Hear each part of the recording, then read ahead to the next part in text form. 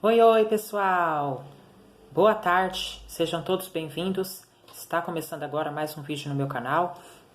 Eu desejo a todos uma ótima semana e o tema de hoje é Populismo e Democracia, um balanço historiográfico. E o objetivo da nossa aula de hoje é analisar brevemente o período de 18 anos compreendidos entre 1946 e 1964, caracterizados pela força do populismo e da experiência democrática, marcados sobremaneira pela ampliação da participação dos trabalhadores na cena política. Esse é o objetivo da nossa aula de hoje.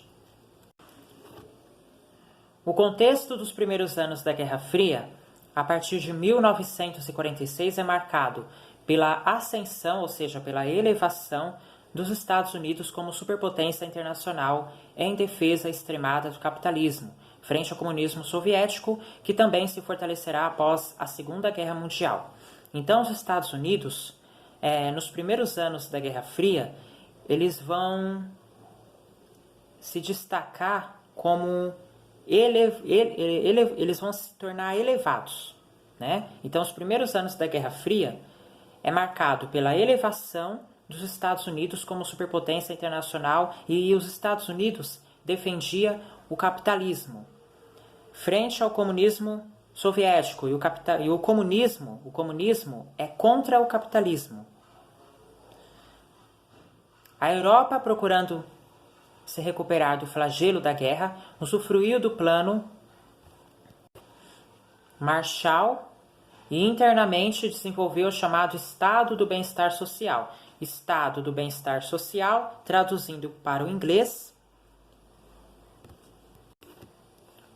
Welfare State, em busca de justiça e igualdade social.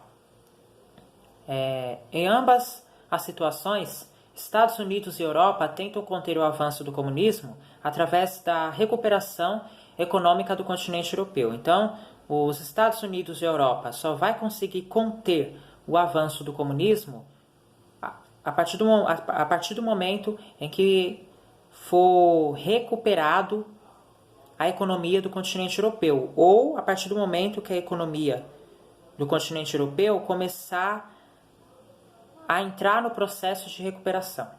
Quanto à realidade brasileira, vemos que esse período é marcado pelo conflito entre a direita e a esquerda no cenário nacional, espelhando o clima gerado pela Guerra Fria. Qual foi o clima que a Guerra Fria espelhou? Conflito entre a direita e a esquerda no cenário nacional, porque a direita e a esquerda tinham opiniões diferentes.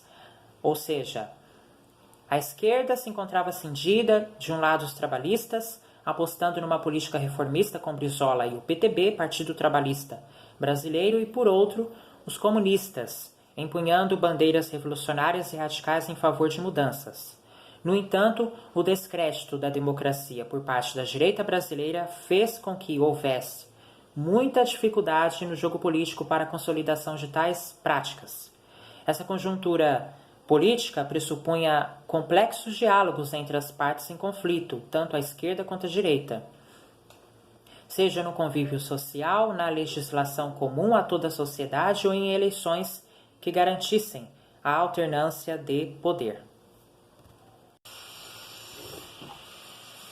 A direita se concentrava especialmente na UDN, União Democrática Nacional, tendo como inimigo frontal os trabalhistas e a força da figura de Vargas, que funcionava como base de sustentação do PTB, Partido Trabalhista Brasileiro. O comunismo, com maior grau de radicalidade, tinha menor apelo popular e uma contenção mais eficiente pelo governo. Assim, logo após Dutra subir ao poder, os comunistas foram cassados e suas instituições sofreram intervenções. Em 1947, o Ministério do Trabalho interveio em sindicatos e fechou a CGTB.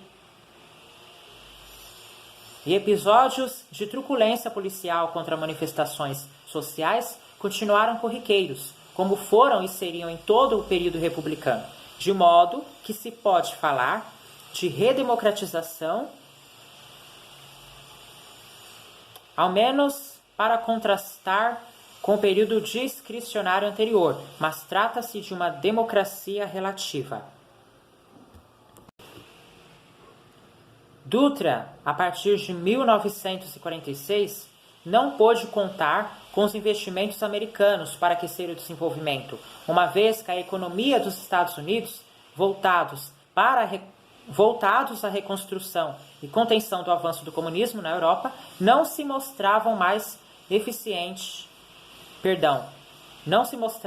interessados na América Latina, tão somente nas investidas de contenção do comunismo, e assim as esquerdas tiveram maiores dificuldades de atuação.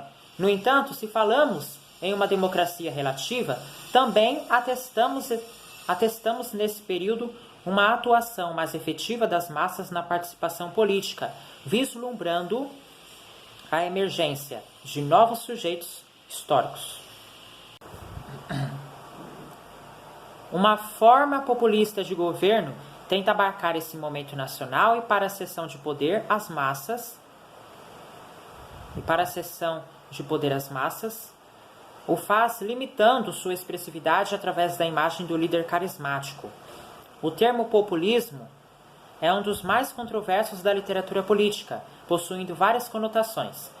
De modo geral, contudo, o termo tem sido utilizado no Brasil e na América Latina para designar a liderança política que procura se dirigir diretamente à população, sem a mediação das instituições políticas representativas, como os partidos e os parlamentos, ou ainda contra elas, apelando às imagens difusas como as de povo, oprimidos, descamisados, etc. Em nossa história recente, líderes como Vargas, João Goulart,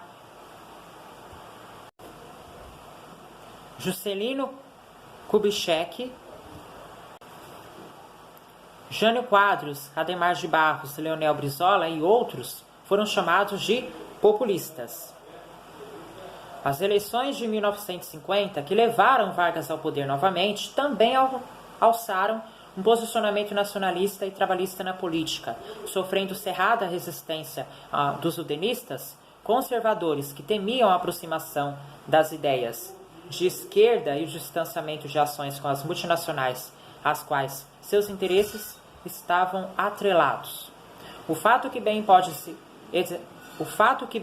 exemplificar esse contexto foi a questão do aumento do salário mínimo em 100%, a partir de demandas populares, propagado em 1954 pelo ministro do Trabalho, João Goulart, e anunciado oficialmente no discurso de Vargas nas comemorações do 1º de maio.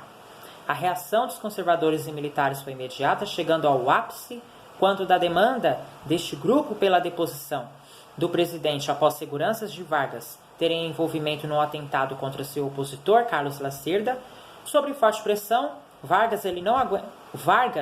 Getúlio Vargas não aguenta a pressão, antecipa-se e comete suicídio, ficando o golpe retardado para 1964. Café Filho, o vice de Vargas, conduziu o país até as eleições em 1955, nela vencendo a coligação PSD-PTB, com Juscelino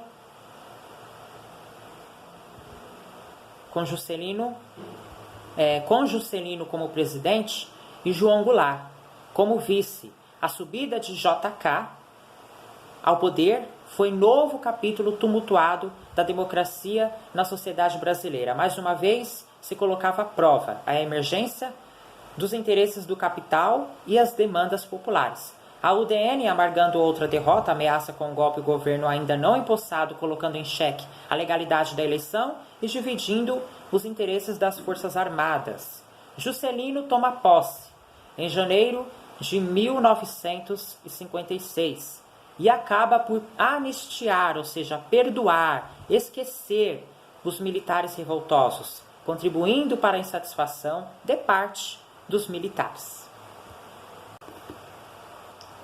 A transição do governo de Juscelino para o de João Goulart teve o curto período da presidência de Jânio Quadros. Nesse percurso, a participação das massas se ampliava e as formas de reação para com ela variavam, entre o radicalismo da esquerda e a intransigência da direita. A luta pela democracia de muitas lideranças deste período encontrou no populismo uma saída, enquanto as massas se unificaram na profusão de lutas entre greves e manifestações populares, numa busca cada vez mais consciente da emergência de sua atuação na vida econômica, política e social do país. O direito de cidadania foi clamado e não queria mais ser silenciado.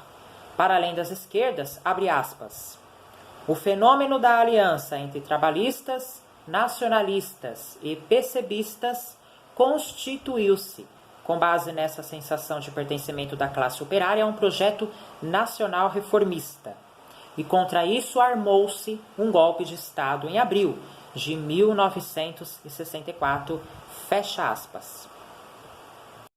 Chegou ao fim a nossa aula, muito obrigado pela sua companhia. Se você não é inscrito no meu canal, se inscreve agora no meu canal, ativa o sininho para que você possa receber todas as notificações. Quando tiver vídeo novo no canal, você será notificado. Se você gostou, aprendeu alguma coisa, achou interessante, já deixa seu like, compartilha esse vídeo com seus amigos, né? Para que eles também possam aprender, né, sobre o tema de hoje. Amanhã tem mais. Tá? Amanhã tem mais. Eu fico por aqui. Uma ótima segunda a todos. Fiquem em paz e até amanhã. Tchau, pessoal.